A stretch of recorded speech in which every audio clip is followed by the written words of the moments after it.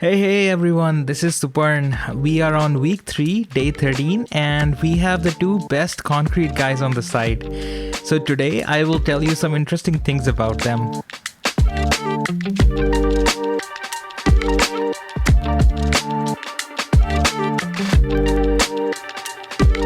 You already know Jose in the green t-shirt, and he's always wearing a cap.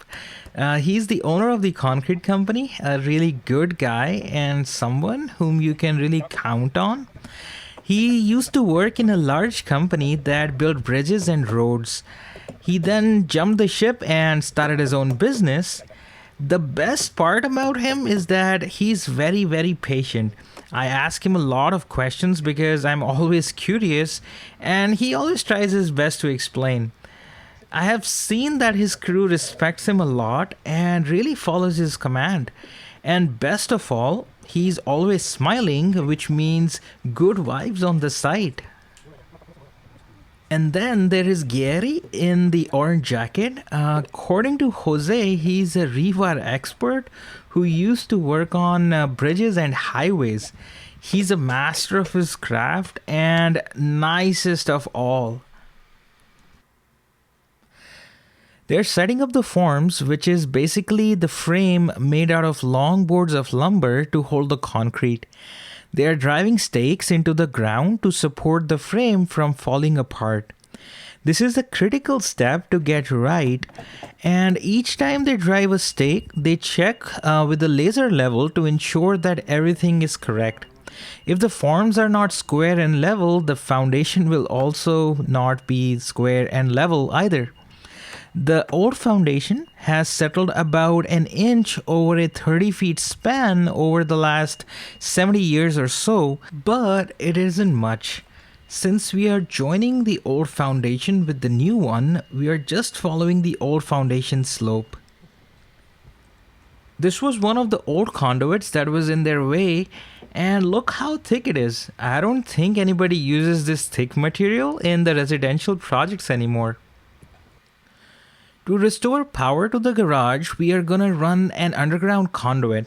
Since we had a trencher on site, they dug out an 18 inches deep trench for the electrician. The plumber also needed to make a trench to put a new sewer line since we are replacing the old one, so they also dug it out for him. Then the concrete guys needed the framer to mark all the areas where the new interior load-bearing walls are gonna be, so that they can run foundation underneath to support them. So he came in the morning, ran this chalk line, cut open the subfloor and marked the areas. This is such a great example of teamwork when they listen and help each other out. You have to find people who can work with each other, and I have been lucky so far. I then walked over the framing with the camera in my hand, and it was like walking a rope. Scary. The electrician came later and tried to break the concrete by drilling a few holes, but it was way too thick. So one of the concrete guys is gonna cut it with a concrete saw tomorrow and make it easy for him. The garage has a 60 amp panel. The original cable that we pulled from the crawl space on Saturday isn't long enough. So we are gonna use this 4-knot cable instead that I had purchased for my second sub panel. It is way oversized, I know, but I have it on site, so I will worry about the second sub panel when we get to it. We made one more mistake with the rebar. We have to get a special inspection for the epoxy dowels. It is done by a special inspections inspector who is not the same as the city's building inspector. The inspector basically checks that the holes are clean using an air compressor, and then they put in the rebar with epoxy in it in front of him. However, in this case, they already put in the epoxy and the rebar, so we'll have to figure this out because we cannot call the special inspection like this.